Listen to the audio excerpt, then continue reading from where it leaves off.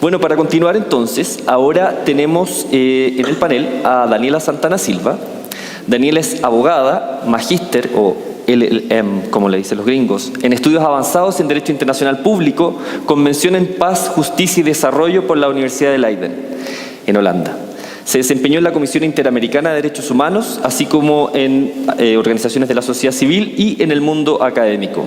Además, ella es experta en igualdad y no discriminación, con especial enfoque en grupos vulnerables como mujeres y personas LGBTIQ2, que faltó decirlo ahí. Es profesora y asistente de investigación del proyecto FONDEF, en atención de justicia con enfoque de género y diversidad de la Universidad de Concepción en Chile, y desde marzo del 2019 es abogada de la Unidad de Cooperación y Relaciones Internacionales de la Contraloría General de la República de Chile. Entonces dejamos a Daniela, que nos va a hablar de feminización de la pobreza con enfoque de derechos humanos. Daniela, adelante. Muchas gracias. Espérate, voy a poner el cronómetro a correr, porque el jefe, ya, está bien. Muchas gracias a la invitación, muy buenas tardes a todos, todas y todes. Como les adelantaba Osvaldo, la idea de mi presentación es dar un paneo general.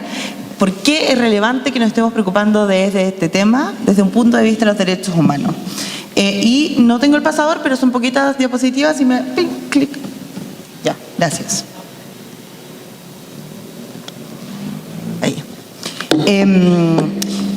Y creo importante empezar, encontré en un informe esta frase que creo que es central para poder entender lo importante que nosotros y nosotras estamos haciendo hoy. La tortura de un solo individuo despierta la indignación de la opinión pública, pero la muerte de más de 30.000 niños por día, por causas fundamentalmente prevenibles, pasa inadvertida. Ese es un informe de la Comisión Interamericana de Derechos Humanos en una visita que se hizo al Estado paraguayo, en el que las condiciones de pobreza que se encontraron en esa ocasión fueron terribles, y que en el fondo nadie estaba haciendo nada, y que viene a dar el puntapié, es como la vuelta completa que voy a tratar de hacer en 0 minutos que me quedan, para ver por qué estamos hablando de esto ahora, de dónde viene y en el fondo la importancia de tratar la pobreza como un tema de desarrollo, como un tema de derechos humanos. Esto, cómo llegamos a la Agenda 2030, ya se ha hablado, y gracias a quienes me predicieron también hoy, pero esta agenda viene a operativizar en el fondo la falta de preocupación concreta que ha tenido el sistema universal y el sistema interamericano en particular respecto a regular o a tratar de generar estándares en torno a la pobreza. ¿Por qué? Porque vamos a mirar brevemente dos sistemas, el sistema universal y el sistema interamericano. Y si nosotros nos ponemos a ver cómo se construye el sistema de derechos en ambos casos, vamos a ir a encontrar tratados internacionales, convenciones, acuerdos, ¿verdad? Pero hay un problema en estos tratados. En estos tratados, la pobreza nunca está textual. Y está, por ejemplo, como preocupación ya lo vamos a ver en la OEA, pero si miramos el Pacto de Derechos Civiles y Políticos, si miramos el Pacto de Derechos Económicos, Sociales y Culturales, se van analizando los problemas sin hacer una mención concreta a cuál es el estándar que debemos aplicar en un caso de pobreza. Entonces, ¿qué va haciendo el sistema? El sistema va generando documentos que denominamos de derecho blando, que van avanzando y construyendo sobre la base de esas normas qué es lo que los estados deben hacer. Pero esto, igual que la Agenda 2030, tiene un carácter más bien voluntario porque no existe una obligación estatal. Pero las obligaciones estatales, creo, y es la invitación que quiero hacerles hoy, nacen desde un momento, yo creo que hay una frase que presumo todas y todos sabemos que es: las personas nacen libres e iguales en dignidad y derechos.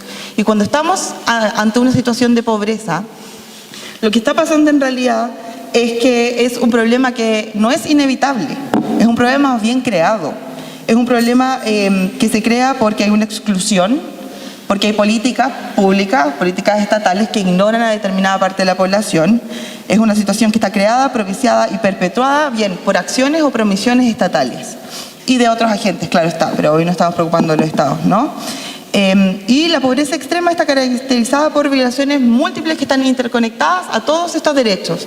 Derechos civiles, políticos, sociales, económicos, y culturales. Entonces, desde ahí, y como todos estos tratados en el fondo hacen, y desde ahí surge lo que denominamos el enfoque de derechos, tener a la dignidad de las personas como la base y el pilar desde donde tenemos que operativizar en el fondo estas normas. Pero muchos estados, como no es estado textual, le hacen el quite de repente, ¿no? Lamentablemente, entonces ahí es donde las FS, los órganos de Naciones Unidas, etcétera, tenemos un muy importante rol. Y perdón si estoy hablando muy rápido, Ah, ya, es que me quedan 2 minutos y medio. Entonces, hay un desarrollo interesante que se genera a través de los órganos de seguimiento de tratados que van construyendo esto. No voy a tener el tiempo de hablar uno por uno, pero hay importantes labores, por ejemplo, desde el año 2006, el Alto Comisionado de Naciones Unidas para los Derechos Humanos generó un sistema especial que es un relator especial para la pobreza extrema y los derechos humanos, que tiene interesantes informes, que ha mirado algunos de los países que son parte de esta auditoría y que ha hecho recomendaciones muy interesantes en torno a la pobreza multidimensional.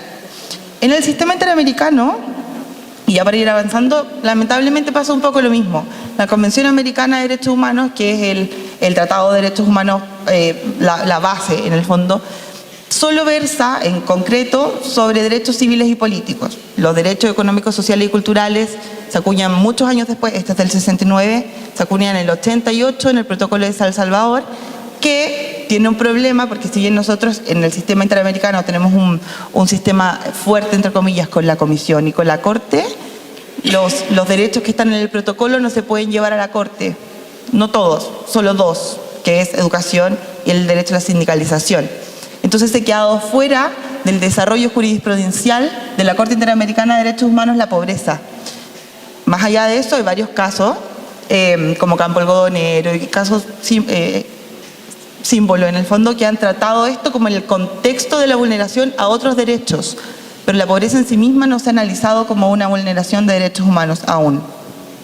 Se ha ido avanzando, la Comisión Interamericana generó una relatoría especial para los derechos económicos, sociales, culturales y ambientales, y en la que se ha generado también en su marco un informe sobre la pobreza extrema, pobreza y derechos humanos en nuestra región, que tiene recomendaciones muy importantes y tiene un apartado en particular que creo que sería relevante para que eventualmente puedan revisar, porque yo no voy a alcanzar, sobre los derechos de las mujeres y cómo la interseccionalidad influye en ese caso, y también un apartado muy interesante respecto de los derechos de las personas LGBTIQ+, y cómo la pobreza afecta en particular mayormente a las mujeres trans, que podríamos hablar de eso 80 horas, si es que tuviéramos tiempo, pero no tenemos. Y quiero tratar de centrar entonces esta vuelta a qué nos sirve hoy. Sí, 2 minutos. Lo primero es que este problema de la pobreza y la pobreza extrema, como dije en un comienzo, es un problema que es evitable. O sea, que no es inevitable, que se puede evitar y que más bien es creado, ¿no? Y la agenda nos llama la interseccionalidad. Y eso es una de las cuestiones que tenemos que tener en cuenta. Nunca vamos a poder ver aisladamente la situación solo de una mujer, sino que tenemos que ver mujer indígena, mujer afrodescendiente, mujer migrante, y todos esos elementos nos van a ir dando y complejizando, además, nuestra labor. Pero si queremos darle este enfoque de derechos, la dignidad de las personas no puede ser... Es aquí cuando tenemos que tratar de ver que la igualdad no es una igualdad, como decimos, como a rajatabla, ¿no? Tiene que transformarse esa igualdad formal en una igualdad material para que podamos responder a las necesidades de todas las personas. Además es multidimensional.